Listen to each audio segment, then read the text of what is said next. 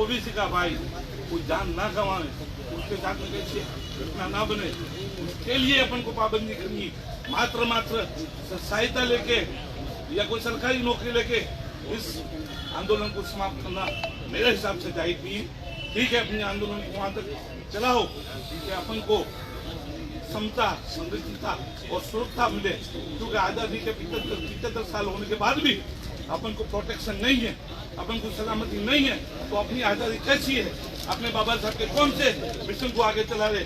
भाई इंद्र को भगवान उनके चरणों में ले, उनके परिवार को शक्ति मिले और फिर से उन परिवार को अपने सफलता किस तरह से मैं दिला सके, उसके लिए अपने आयोजन करो। मेरे से कुछ बोला गया और समाज के जो युवा लोग है, तुम भाई ये बुजुर्ग बैठ सकते हैं, तुम्हारे में बैठा नहीं कर सकता, यहाँ पे तो बैठ जाओ सारे लोग। हमारी जो अरे भाई तुम कहाँ हमारे साथ हो क्या? इधर आ जाओ। तुम किसके साथ हो?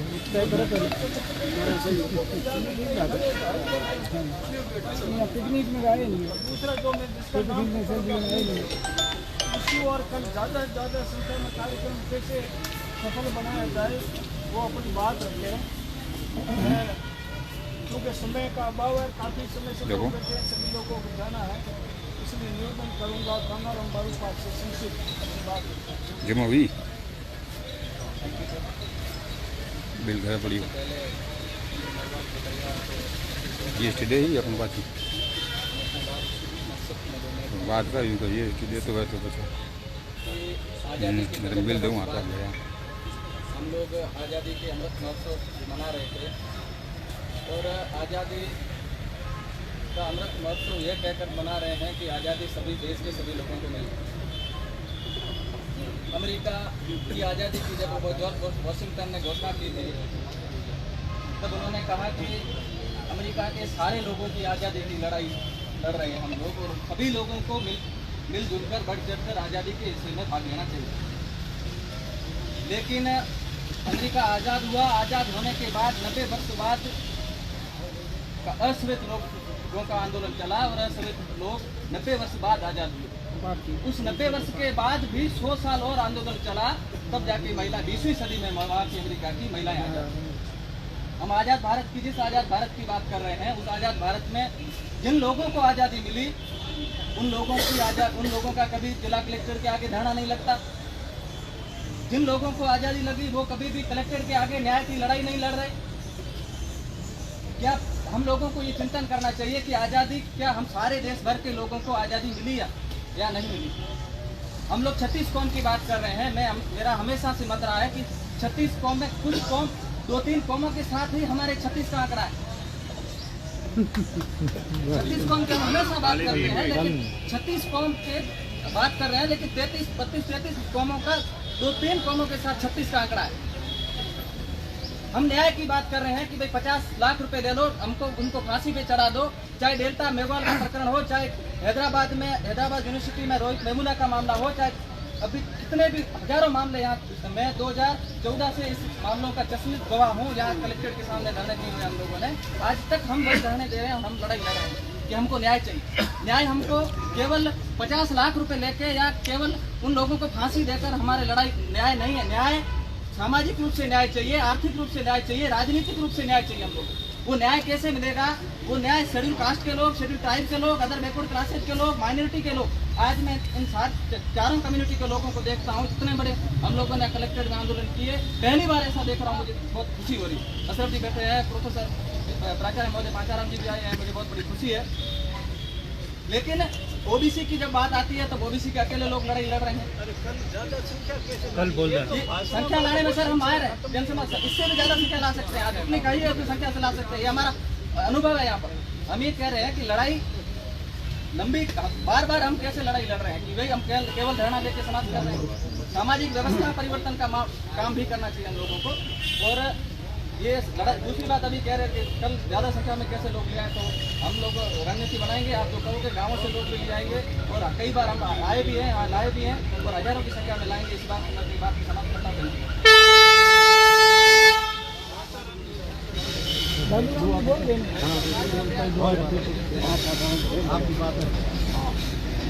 इस न्याय की मांग को लेकर इस राज्य पर आए हुए ओबीसी, एससी, एसटी, माइनॉरिटीज के सभी भाइयों, बहनों, माताओं और प्यारे विद्यार्थियों, स्कूल शिक्षा का मंदिर होता है। माँ बाप बहुत बड़े विश्वास के साथ अपने बच्ची को वहाँ अच्छा नागरिक बनाने के लिए भर्ती करवाते हैं और स्कूल में ऐसा हादसा हो जाए, वो अध्यापक के हाथ से बालक की मारपीट हो और मारपीट में बच्चे की जान चली जाए, इससे निंदनीय और इससे खराब कोई घटना हो नहीं सकती। हम सब उस स्वर्गीय आत्मा की शांति के लिए प्रार्थना करते हैं और इस घटना की सभी कड़े शब्दों में निंदा करते हैं। संविधान हमें समानता का अधिकार देता है। 75 साल आज़ादी को प्राप्त हुए हो गए, सभी लोगों का पुनरावृत्ति में नहीं जाना चाहता, लेकिन अभी तक टुकड़ों में असमानताएं चारों ओर घूम रही है। हम 4 वर्गों की भी बात कर रहे थे, तो बहुत अच्छी बात कही अभी वक्ता ने कि परस्पर हमारा जब तक अविश्वास नहीं टूटेगा तब तक न तो हम एक हो सकते, न हम किसी से लड़ सकते, न हम किसी को ताकत दिखा सकते और न हम जो सामाजिक व्यवस्थाओं में ऊंच और नीच का जो सिस्टम चला आ रहा है परंपरा से उसको मिटा सकते। सबसे पहले हमें हमारा पारस्परिक अविश्वास है, उसको जाति, रंग, पद, पोस्ट, पॉलिटिकल पार्टीज, अन्य वेस्टेड इंटरेस्ट सारे एक तरफ करके और न्याय के लिए सबको, सब क्या है, सबकी जाति, मैं तो एक ही मानता हूँ, जाति है इंसान, सबकी जाति इंसान है। और यहाँ इतने लोग बैठे हैं, अगर कोई मुझे बता दे कि किसी को पैदा होने से पहले भगवान ने या किसी परिंदे ने पूछा था किस जाति में जाना चाहता है, नहीं पूछा। हाँ, ये तो कुदरत की देन है, जिस जाति में जन्म है उस जाति का लेकिन उसमें लग गया, उसका उसमें क्या है, कोई रोल नहीं है। जातियाँ सब अच्छी है, सभी जातियों में बुरे लोग भी हैं। इसलिए हम उस व्यक्ति की निंदा करेंगे जिसने ये कुकृत्य किया है, ये गंदा काम किया है, ये गलत काम किया है। और उससे भी अधिक कई जो डालूराम जी ने बात की, जो मानसिकता है जिसको 75 साल बाद भी हम बदल नहीं पाए, उस मानसिकता में बदलाव जब तक नहीं आएगा तब तक इस प्रकार की घटनाओं को रोकना बड़ा मुश्किल काम होगा। मैं राजस्थान जाट महासभा का जिले का दायित्व मुझे उन्होंने दिया, निर्वहन करने की कोशिश कर रहा हूँ। हमारा संगठन जहाँ कहीं भी आप आवाज़ उठाएंगे बिना किसी किंतु और परंतु के, किसी द्वंद्व और किसी भेदभाव के, हम सब आपके साथ हैं। डालूराम जी ने आपको विश्वास दिलाया और आप न्याय की मांग करें। एक भाई ने जो बात की उधर से गारू ने, मुझे बहुत अच्छी लगी कि आदमी की जान, इंसान की जान को कीमत नहीं, हम कुछ कीमत में माप तोल करें, मुद्रा में माप तोल करें, ये चीज़ ठीक नहीं है। मानव मुद्रा से ऊपर है, उसको हम मुद्रा की कई जगह में माप करके बैठ जाएं, इसको मैं तो कतई ठीक नहीं समझता। इस प्रकार के अपराध करने वाले व्यक्ति को कम से कम फांसी की सजा होनी चाहिए, ये मेरा व्यक्तिगत मत है। तभी हम समझे कि न्याय मिला है। और उसके भय से जो है तो मैसेज जाएगा, वो बताएगा कि ऐसे करने वाले को फांसी होती है, जीवन का अधिकार उसका खत्म हो जाता है, तो मैं समझता हूँ न्याय होगा। बाकी आप सब लोग बुजुर्ग और अनुभवी हैं। उदाराम जी, लक्ष्मण जी के बारे में अभी मैं आ रहा था तो चर्चा हो रही थी, तो एक आदमी ने मुझे ये भी कहा, बुरा मत मानना मेरी बात, तो मैं पारदर्शी आदमी हूँ, जैसा देखता हूँ, जैसा समझता हूँ वैसी बात करता हूँ, कि उदाराम जी, लक्ष्मण जी कौन, झंडू लीडा उधर रखे जाओ थी, समझ आई नहीं बात।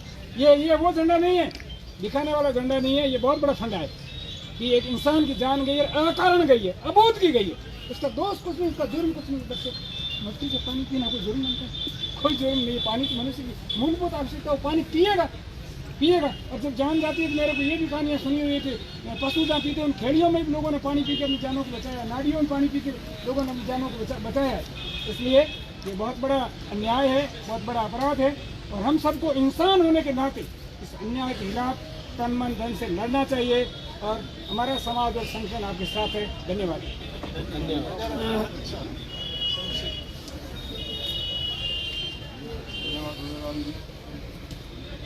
घटना घट गई और घटना के बाद में जो घटनाक्रम हुआ उसके बाद में दो बातें आई मेरे सामने, उससे मेरे दिल को बहुत ही विचलित कर दिया।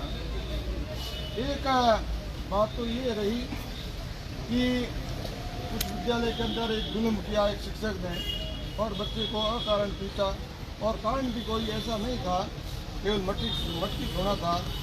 लेकिन जब उसकी हत्या हो गई, जब वो जान चली गई, उसके बाद में उस विद्यालय के शिक्षकों को तैयार करके, वीडियो भी आ रहा है, लोग देख भी रहे हैं, उनको तैयार किया गया कि उस विद्यालय के अंदर केवल मात्र एक वो टंकी थी, उसके अंदर बच्चे भी पीते थे और अध्यापक लोग भी थे। यानी इस पूरी घटनाक्रम को मोड़ने के लिए इस प्रकार का जो काउंटर रचा गया, तो इस प्रकार की बातें मैं आप सबसे इस स्थान पर पूछना चाहता हूँ, क्या ऐसा होता है क्या एक टंकी के अंदर सभी अध्यापक और छात्र वो पीते हैं?